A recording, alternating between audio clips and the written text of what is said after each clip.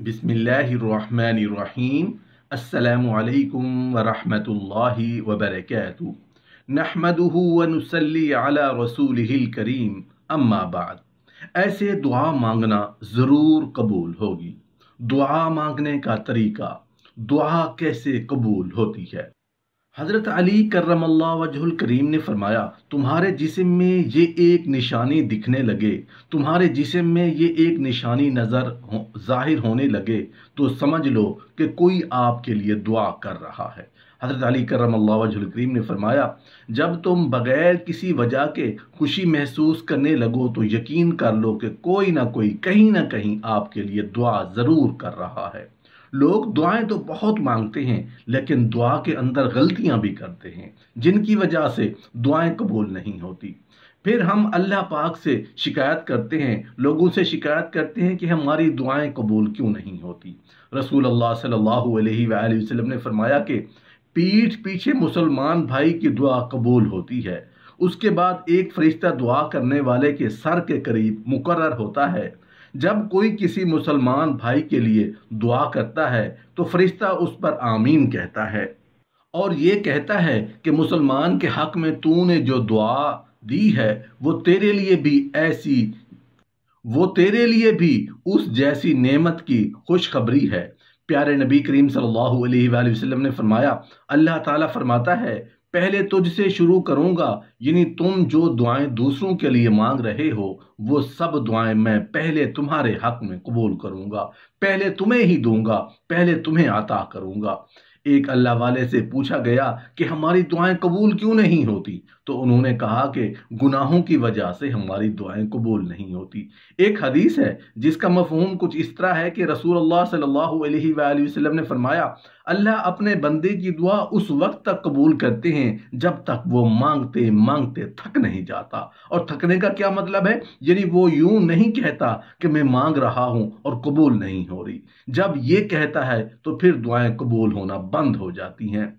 दुआएं जितनी भी हम अल्लाह से मांगते हैं वो सारी की सारी कबूल हो रही होती हैं, लेकिन हमें नज़र नहीं आ रही होती। वो गलती जिसकी वजह से हमारी दुआएं कबूल नहीं होती, वजह यह है कि 2-4 मरतबा, ज़्यादा से ज़्यादा 10 मरतबा दुआ मांगकर हम मायूस हो जाते हैं, यानी कि उम्मीद छोड़ देते हैं, नाउम्मीद हो जाते हैं। इंसान ये सोचने लगता है कि मेरी दुआ कबूल नहीं हो रही तो मांगने का क्या फ़ायदा। लेकिन इंसान ये नहीं सोचता कि हो सकता है कि उसमें अल्लाह पाक की कोई ना कोई हिकमत हो। रसूलुल्लाह सल्लल्लाहु अलैहि वसल्लम ने इरशाद फरमाया कि बंदे की दुआ उस वक्त तक कबूल नहीं की जाती जब तक कि वो दुआ में जल्दी ना करे।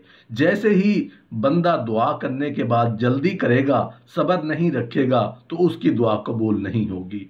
तो दुआ के बाद सब्र रखना बहुत ज़रूरी है, तभी हमारी दुआएं कबूलियत को पहुंचेंगी। मोहतरम नाजरीन, आज हम आपसे दुआ के मुतल्लिक बात करने जा रहे हैं। अक्सर लोगों का यही शिकवा होता है कि उनकी दुआएं कबूल नहीं होती। वो इस बात की शिकायत करते रहते हैं कि दुआएं ज़ाय जा रही हैं, हालांकि कोई भी दुआ रद्द नहीं होती, बल्कि हमारे मांगने का सलीका नहीं आता। आज हम आपको बताएंगे कि वो कौन सी दुआ है जो कभी रद्द नहीं होती। एक मरतबा किसी ने हज़रत अली रज़ी अल्लाह अन्हु से पूछा, ए प्यारे अली, मेरी दुआ कबूल नहीं होती। तो हज़रत अली रज़ी अल्लाह अन्हु ने फरमाया, ए अल्लाह के बंदे, जब भी दुआ करो तो 3 काम ज़रूर कर लिया करो। एक ये कि किसी गायब शख्स यानी अपने अलावा दूसरे के लिए भी दुआ किया करो, क्योंकि गायब के लिए दुआ करोगे तो दुआ भी ज़रूर कबूल होगी। नबी करीम सल्लल्लाहु अलैहि वसल्लम का इरशाद ग्रामी है, आपने फरमाया गायब की दुआ गायब के लिए कबूल होती है। दूसरी बात फरमाई, जब भी दुआ मांगो तो नबी करीम सल्लल्लाहु अलैहि वसल्लम और आपकी आल और औलाद रज़ी अल्लाह ताला अन्हुम अजमाइन को भी याद रखो। दुआ के अव्वल और आखिर में दरूद शरीफ पढ़ लिया करो, क्योंकि जिस दुआ के आखिर में दरूद पाक पढ़ लिया जाए तो वो दुआ कभी रद्द नहीं की जाती, बल्कि हमेशा कबूल होती है। और तीसरी बात यह कि फरमाई कि अपनी दुआ में अपने प्यारे नबी करीम सल्लल्लाहु अलैहि वसल्लम को ज़रूर याद रखो। जब भी दुआ करें तो हजूर के लिए भी दुआ करें, उससे अल्लाह तबारक व तआला को प्यार आता है और वो दुआ को कबूल फरमा लेता है। अहादीस मुबारक में दुआ की कबूलियत के कुछ औकात भी बताए गए हैं। दुआ की कबूलियत के चंद औकात ये हैं, नबी करीम सल्लल्लाहु अलैहि वसल्लम ने फरमाया, तहज्जुद के औकात में मांगी गई दुआ कबूल होती है। तहज्जुद का वक्त रात का आखिरी हिस्सा है, यानी तलुए फजर से पहले। उस वक्त लोग ख्वाब गफलत में डूबे रहते हैं, कुछ लोग गहरी नींद में मस्त होते हैं, कुछ उस वक्त ही सोने की तैयारी कर रहे होते हैं। उनकी आंखें नींद से बोझल होती हैं। उस वक्त जब कोई बंदा अपनी मीठी नींद कुर्बान करके अपने रब की बारगाह में झुकता है और दुआ मांगता है, रब के हुजूर गिड़गिड़ाता है और फरियाद करता है, तो हदीस पाक में आया है कि उसका रब उसकी दुआ ज़रूर सुनता है और बंदे की जायज़ ख्वाहिशात को ज़रूर पूरी फरमाता है। तहज्जुद की नमाज तकर्रुब की नमाज है। उस वक्त जो दुआ मांगी जाए वो कबूल होती है। यही वो वक्त होता है जब अल्लाह तबारक व तआला आसमानी दुनिया पर तजल्ली फरमाता है और कहता है कि है कोई मुझसे मांगने वाला जिसे मैं अता करूं, है कोई रिज़्क़ का तलबगार कि मैं उसे रिज़्क़ अता करूं, कोई मगफिरत का तलबगार कि मैं उसकी मगफिरत कर दूं, यानी उसे बख्श दूं। उस वक्त जो लोग जाग रहे होते हैं, रब से मांग रहे होते हैं, उनकी मुरादें पूरी हो जाती हैं, और जो सोए रहते हैं और वो शिकवा शिकायत करते रह जाते हैं कि रब हमारी दुआएं नहीं सुनता। दूसरा वक्त सजदे का है। सजदे की हालत में भी मांगी गई दुआ बहुत जल्द कबूल होती है। इंसान के लिए सबसे मुश्किल काम किसी के सामने झुकना होता है।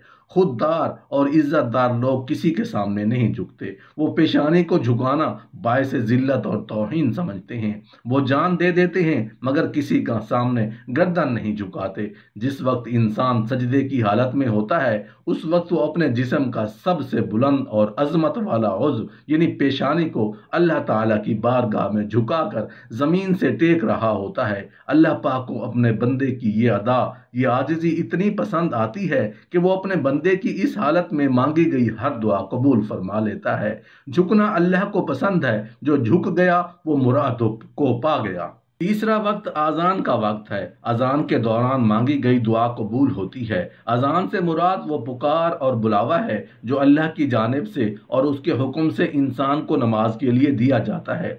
अजान नाम ही है कामयाबी का। अजान में मुअज्जिन पुकारता है, यानी ऐ लोगो आओ कामयाबी की तरफ। जब इंसान अल्लाह के इस दावे पर लब्बैक कहता है और उसका जवाब देता है तो फिर अल्लाह तबारक व तआला न सिर्फ अपने बंदे की दुआ सुनता है बल्कि उसको पूरा भी करता है।